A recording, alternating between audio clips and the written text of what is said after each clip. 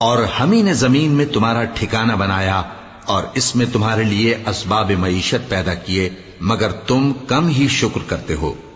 اور ہم ہی نے تم کو ابتدا میں مٹی سے پیدا کیا، پھر تمہاری شکل و صورت بنائی، پھر فرشتوں کو حکم دیا کہ آدم کے آگے سجدہ کرو، تو سب نے سجدہ کیا لیکن ابلیس کہ وہ سجدہ کرنے والوں میں شامل نہ ہوا۔ اللہ نے فرمایا، جب میں نے تجھ کو بھی حکم دیا تھا تو کس چیز نے تجھے سجدہ کرنے سے باز رکھا؟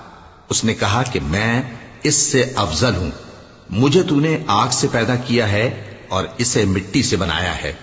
فرمایا، تو بہشت سے اتر جا، تجھے شایع نہیں کہ یہاں تکبر کرے، پس نکل جا کہ تو ذلیل لوگوں میں سے ہے۔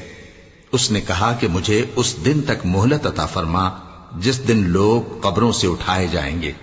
فرمایا، اچھا، تجھ کو مہلت دی جاتی ہے۔